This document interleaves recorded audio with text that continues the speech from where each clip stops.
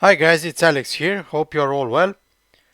Today we are going to talk about my favorite company, Tesla. The problems they have ramping up production in Texas and Berlin.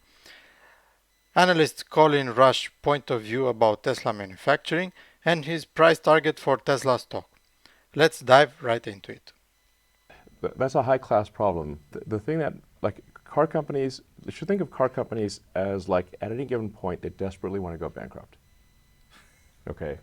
That a car company is desperately trying to go bankrupt at any given point in time. So, in order to have that not be the case, you have to have factories have to be active. Otherwise, you have parts piling up in warehouses all around the world, and you can't ship but if you're missing any parts, you can't finish the car and ship it.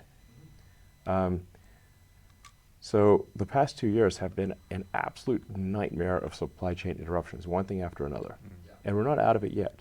So that's overwhelmingly our concern is how do we keep the factories operating so we can pay people and not go bankrupt, and then everything else is like nice to have, but even recently, like the COVID shutdowns in China were very, very difficult right now because we can't make it. Like this factory is losing insane money right now because we can't make it. Because we should be outputting a lot more cars from this factory versus a very puny amount of cars. But we had challenges with the 4680 ramp and with the structural pack ramp, and then ironically the tooling. Because we're able to do 2170 cells, but the tooling necessary for making 2170 variant cars was stuck in China. So we had this Shanghai factory in op. We got the tooling to enable this factory stuck in port in China with no one to actually move it, which basically then caused this factory's production ramp to be very tiny. Now this is all going to get fixed real fast, but it requires a lot of attention, and it will take, like I said, it'll take more effort to get this factory to high volume production than it took to build it in the first place. And the same is true of Berlin. Berlin's in a slightly better position because Berlin started off with the 2170 style and did not have the 4680 and structural pack risk.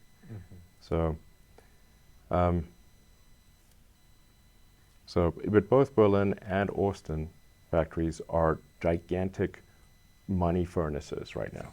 Yeah. Okay, there should be like a giant roaring sound, which is the sound of money on fire. Okay, that's what. Dumpster fire, right? In the back. Yes, bigger than a dumpster. Dumpster's too small. Gigafactory level, like Berlin and Austin are losing billions of dollars right now. Because there's a ton of expense and hardly any output. So getting Berlin and Austin functional and getting Shanghai back in the saddle fully are overwhelmingly our concerns. Everything else is a very small thing, basically. Let's look at this interview from May 23 with Colin Rusch, analyst on CNBC. They do say they're going to try to get Shanghai back to pre-COVID levels in terms of production, pre-lockdown levels by tomorrow, a delay basically of a day from their prior guidance. How much is riding on this one particular facility? Short term, it's important for the numbers, but I don't think it really shakes the thesis at all. What we're focused on with this company is really the learning cycles and the accelerated learning cycles relative to peers. They've demonstrated that they can do that both in terms of technology development, manufacturing, throughput, and also on the autonomous side. And so I think as we get through the balance of the quarter and you see all of this anxiety get built into the stock, we're expecting them to actually put up better than feared numbers, and you start to see some momentum on the other side from here. And if you go back a year, this is about the time last year when we saw the lows on the stock. And so I think there is also some positioning for the summer that folks are getting ready for, and the potential for a soft summer market. And our view is that this company continues to execute well, even if Musk is distracted. They've got a strong second line of management here that really do drive the business, and we're still very bullish on the stock, especially at these prices. And now an interview with him from yesterday. He said they're burning capital. Colin, is this necessarily unexpected. Obviously, when you're ramping up a new factory, indeed two of them in Europe on the one hand and China on the other, there are huge, huge capital costs and certainly expectable hairballs. I think first we need to put this in context. Elon Musk is not afraid of hyperbole, as we've seen over the course of years. That's for and sure. so, saying that to get a reaction from a particular audience is not a huge surprise. Second, the supply chain issues, particularly with the shutdowns due to COVID in China, are also not a surprise. Fully digested by the street. And understanding how big that is, short term in terms of cash flow issues is not fully understood. But I think investors really understand that from an order of magnitude. And then you get down to the reality of ramping two factories simultaneously with a couple of different battery technologies, and it's a lot to take on for an organization. And so our sense is that investors really expect some growing pains here, but it's not going to be a revisit of the Model 3 ramp where we had major challenges in terms of the actual factory design in Fremont.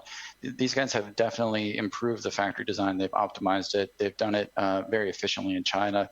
They've fixed a lot of the problems in Fremont, and we're going to see these factories get up and going as soon as the supply chain issues really start to ease here in the third quarter.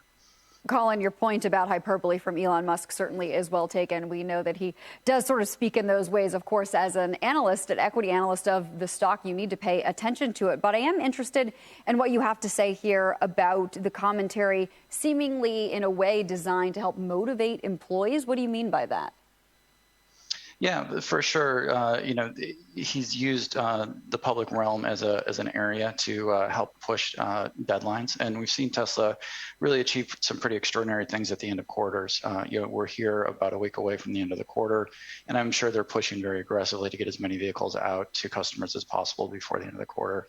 And we think this is an area where Elon kind of does a lot of push-pull, where he encourages folks, but also has a fairly heavy stick with folks to keep people motivated and focused. And certainly as they go through some of these cuts, I think there's going to be an extra focus here for the next couple of weeks. Let's talk about, Tim. What did you expect? It's a effing big new factory.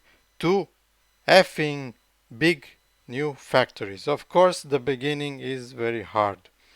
Of course, there will be problems ramping up production in a new factory, and supply chain issues are not helping. Remember, Tesla is kind of new at car manufacturing. Tesla was founded back in 2003. That's 18 years ago. Toyota was founded 84 years ago, and it still has big problems. Take a look at this. Toyota recalls first mass-produced EV less than 2 months after launch. The world's largest automaker by sales submitted the recall of the BZ4X SUV to Japan's Transportation Ministry. Of the 2,700 vehicles, 2,200 were earmarked for Europe, 260 for the United States, 10 for Canada, and 110 for Japan, the company said. Japan's safety regulator said sharp turns and sudden braking could cause a hub bolt to loosen, raising the risk of a wheel coming off the vehicle. It said it was not aware of any accidents being caused by the defect. The regulator advised drivers to stop using the vehicle until a more permanent repair measure was in place. Toyota to customers who ordered an electric vehicle from them. You know, the car you bought 2 months ago? Please come back with it to the factory because the wheels might come off. What the actual F? This is Toyota, a company that has 84 years of car manufacturing experience. Elon said it perfectly.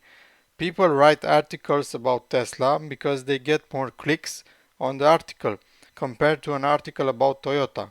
So that's why when something happens to Tesla, even small things, the media exaggerates them and Tesla gets a lot of attention, good or bad. So yeah, if Tesla has some issues, they get more attention in the media compared to other car companies, as you see with the recall from Toyota. Now let's see TPrank's profile of Wall Street financial analyst Colin Rusch from Oppenheimer. He is the third ranked analyst from 7,895 analysts on TPranks. Not bad. He has a success rate of 56% and an average return of 55%.